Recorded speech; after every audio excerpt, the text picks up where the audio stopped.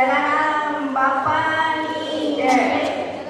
આપણે સૌએ 15 દિવસ પહેલા જલારામ જયંતિનો ઉત્સવ ખૂબ ઉમંગ ઉત્સાહ સાથે મનાવ્યો છે.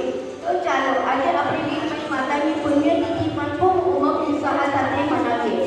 આજે આપણે એક વિશેષ કાર્યક્રમ લઈને આવી રહ્યા છે. આ કાર્યક્રમમાં આપણે આપણા બાપા વિશે આપણા સ્વ અનુભવો અથવા બાપાના પરચા યા પછી વીરબાઈ માતા વિશે જે પણ પોતાના શબ્દોમાં ભાવમાં અનુભવમાં વ્યક્ત કરવા માંગે છે તેને 5 થી 7 મિનિટનો ટાઈમ દેવામાં આવશે. તે તેના શબ્દોમાં તેના અનુભવો વ્યક્ત કરવાના રહેશે. આ કાર્યક્રમનો ઉદ્દેશ એક જ છે કે આપણા ઘરોમાં પહેલા ધાર્મિક ગ્રંથોનું વાંચન ખૂબ થતું હતું. જન્મજોત, જલારામ જ્યોત, જનકલ્યાણ યા અન્ય કોઈ પણ ધાર્મિક ગ્રંથોનું વાંચન થતું હતું નિરંતર. પણ હમણાં ઘણા સમયથી આપણા ત્યાં ધાર્મિક ગ્રંથોનું વાંચન ઘણું ઓછું થઈ ગયું છે અને ધીરે ધીરે આપણે મોબાઈલમાં જ્ઞાનનું આદાન પ્રદાન થતા જઈ રહ્યા છીએ.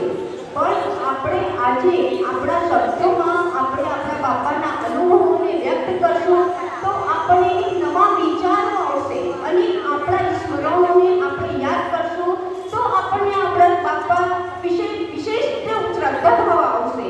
આ ઉદ્દેશથી પણ આ એક અહીં કાર્યક્રમ રાખવામાં આવ્યો છે અને વિશેષ એક ઉદ્દેશ એ છે કે આપણે 40-45 વર્ષના થઈએ એટલે આપણામાં એક આત્મવિશ્વાસ અને એક સ્મરણ શક્તિ ઓછી થતી જાય છે.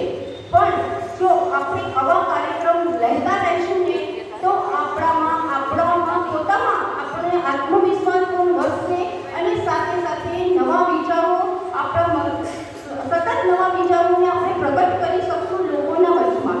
આ ઉદ્દેશથી પણ આ કાર્યક્રમ અહીં લેવામાં આવી રહ્યો છે. તો હું સર્વપ્રથમ મારા જ વિચારોને હું અહીં પ્રગટ કરી રહી છું.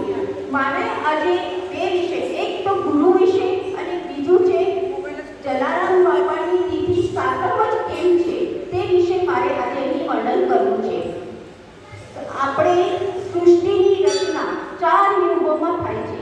પહેલો યુગ આવે છે સતયુગ, બીજો આવે છે દ્રૌપદ યુગ, ત્રીજો આવે છે ત્રેતા યુગ અને ચોથો આવે છે કલયુગ. તો આ સૃષ્ટિની રચના સતયુગમાં તો બહુ સરસ હતી કેમ કે માનવ દેહ 5 તત્વથી બનેલું છે. આકાશ, ધરતી, વાયુ, જલ અને અગ્નિ. આ 5 તત્વો ખૂબ સત હતા અને માણસનું માનવ દેહ પણ સતોતત્વથી ભરેલું હતું, સતો ગુણોથી ભરેલું હતું અને 16 કલા સંપૂર્ણ હતું. તે સમયે માણસને પોતાના દેહનું પણ ભાન ન હતું, એવું સત હતું. એટલે તે યુગને સતયુગ કહેવામાં આવે છે. તે સમયે લક્ષ્મીનારાયણનું રાજ હતું. પણ પછી જેમ જેમ સમય જતો ગયો એમ દ્રૌપદ યુગ આવ્યો. દ્રૌપદ યુગમાં દશરથ રાજાનું રાજ્ય ચાલી રહ્યું હતું અને ત્યાં મર્યાદા પુરુષોત્તમ રામનું પ્રાગટ્ય થયું અને મર્યાદા પુરુષોત્તમ રામે બી ગુરુ વશિષ્ઠ પાસે જઈને શિક્ષા દીક્ષા લીધી અને એમના પાસે જઈને એમને પૂરું સામ્રાજ્યનું